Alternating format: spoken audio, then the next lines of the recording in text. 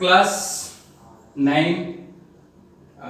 NCERT math में ये हम लोग देखते हैं एक्सरसाइज 1.1 में क्वेश्चन नंबर 1 है, क्या शून्य एक परिमेय संख्या है? ये बताना है हमको कि क्या शून्य एक परिमेय संख्या है।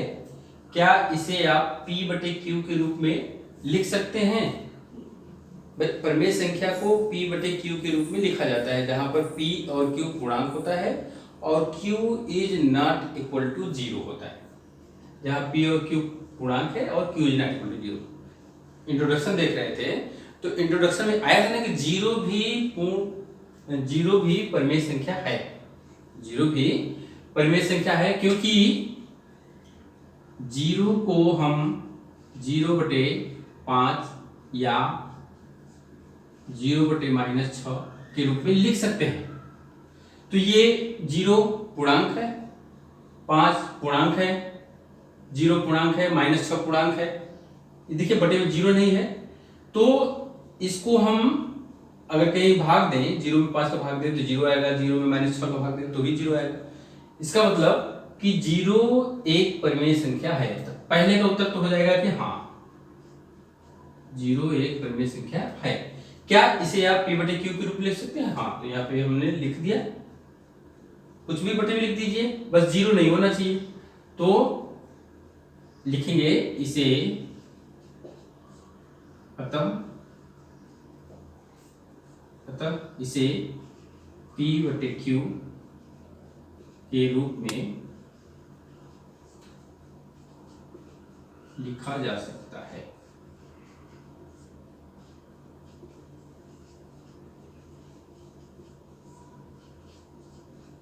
जहां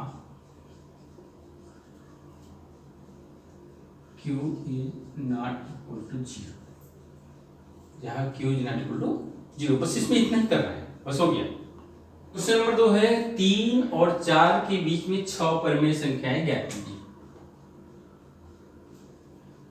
3 और 4 के बीच में 3 है, 4 है, इसके बीच में 6 परिमेय संख्याएं ज्ञात करनी। तो एक तो नियम यह है कि 3 और 4 को जोड़कर बटे 2 कर दें तो बीच वाली संख्या मिल जाएगी। फिर इस बीच वाले को इसके साथ कर देंगे, आधा कर देंगे तो यहाँ मिल जाएगी। फिर बीच वाले और इसके साथ कर देंगे तो यहाँ मिल जाएगी। तो 1 2 3 मिल गई। फिर उसी तरह से हम दो संख्याओं को लेकर के जोड़ करके बटे में 2 करते जाएंगे तो मिल जाएगी। लेकिन यहाँ पर हम दूसरा तरीका बता रहे हैं। 6 परिमेय संख्या है ना, तो 6 में 1 जोड़ दीजिए, कितना आ गया 7। अब 3 को इस तरह से लिखना है कि बटे में 7 करें, बटे में 7 करें तो 3 आए। तो क्या करना होगा, 3 बराबर हमको लिखना होगा 21/7 और 4 को लिखना होगा 28/7। ठीक है, ये हो गया। तो यानी कि हमको अब इस तरह की संख्या मिल गई, 21/7 और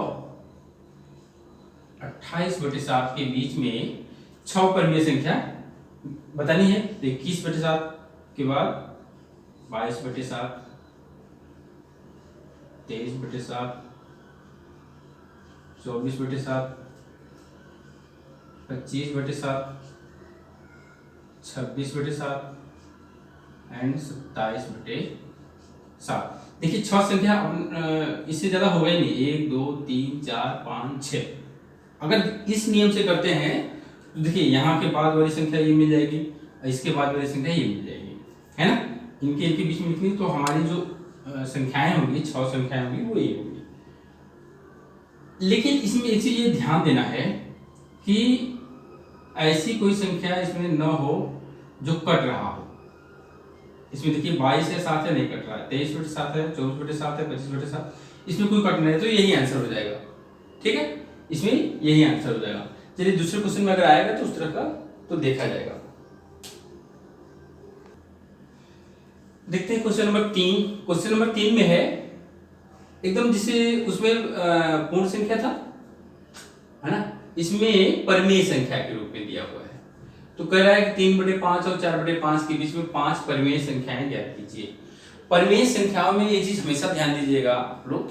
जैसे अगर 10/15 है तो 10/15 भिन्न तो है, p बटे q के रूप का भी तो है, लेकिन परिमेय संख्या नहीं।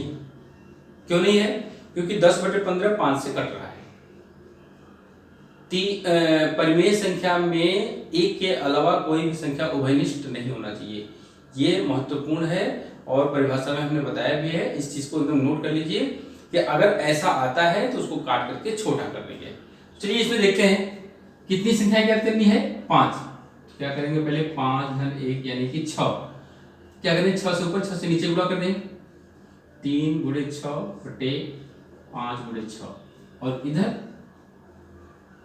4 × 6 बटे 5 × 6 है ना, ऊपर नीचे 6 से गुणा कर दिए तो कितना हो गया 18/30 और 24/30। इससे क्या है ना कि हम जब 18 के बाद शुरू करेंगे तो 23 तक हमको सिर्फ 5 संख्या ही मिलेगा, 5 परिमेय संख्या है ना। इस तरह से जो कर देंगे तो केवल 5 ही मिल ही सकता है। जैसे 18 के बाद 19/30, 20/30, 21/30, 22/30 और 23/30। देखिए उसके बाद 24/30 अपने आप है ही। लेकिन अब इसमें देखेंगे क्या, ये तो नहीं कट रहा है, ये तो परिमेय संख्या है, लेकिन ये कट रहा है, ये कट रहा है, ये भी कट रहा है, ये भी कट रहा है, ये नहीं कट रहा है। तो अब ये भी कट रहा है, तो अब लिखेंगे क्या, 3/5 ना, 3/5 के बाद 19/30 और ये कट जाएगा तो हो जाएगा 2/3 और ये 3 से 21 7/10 और ये 2 से कटेंगे 11/15, ये 23/30 और ये हो जाएगा 4/5।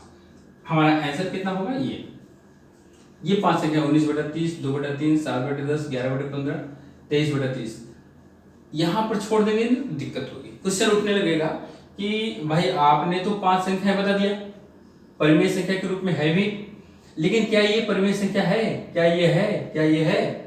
क्वेश्चन उठेगा तो एक लाइन और बढ़ाएंगे, इस तरह से लिख देंगे। ठीक, क्वेश्चन नंबर 4 है, सत्य सत्य वाला क्वेश्चन है। नीचे दिए गए कथन सत्य है या असत्य, कारण के साथ अपना उत्तर दीजिए। मतलब सत्य है तो क्यों है, असत्य है तो क्यों है, उसको बताना है।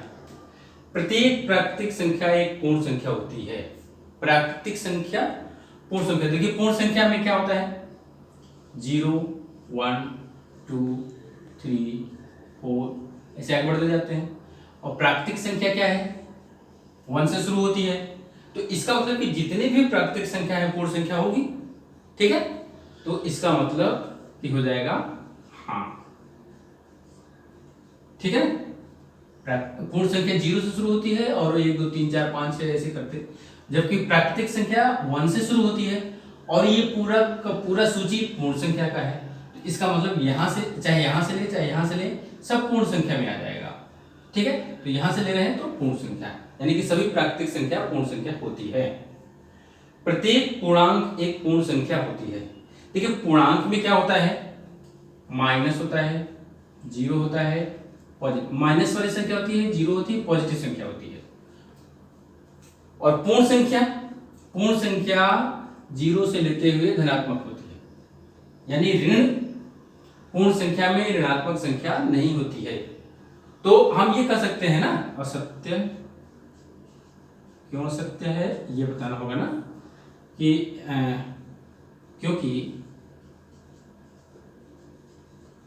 क्योंकि यहां से अगर रहता तो पूर्ण संख्या होती, ठीक है, लेकिन नेगेटिव नहीं है। क्योंकि अगर एक ले ले कोई नेगेटिव में -2 पूर्ण संख्या नहीं है, पूर्ण संख्या नहीं है, इसलिए ये असत्य है। प्रत्येक परिमेय संख्या एक पूर्ण संख्या होती है। देखिए परिमेय संख्या p/q के रूप में होगा, यानी भिन्न के रूप में होगा, और पूर्ण संख्या पूरा एक अंक होगा, 1 2 3 4 या -3 -5 0 भी हो सकता है। तो ये कह रहा है प्रत्येक परिमेय संख्या, हर परिमेय संख्या को कह रहा है कि पूर्ण संख्या है। तो देखिए जैसे 2/1, 0/1 ले लें तो 0 हो गया। यानी कि ये इस तरह की संख्या अगर है तो ये तो पूर्ण संख्या होगी, लेकिन 3/5 इसको हम काटेंगे तो पूर्ण संख्या नहीं मिलेगा, है ना। पूर्ण संख्या नहीं है। ये क्या हो गया, प्रथम क्या हो गया, असत्य हो गया। असत्य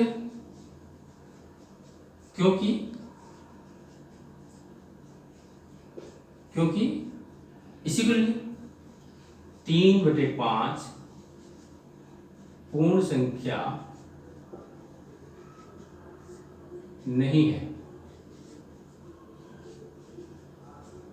बस इतना ही है इसमें।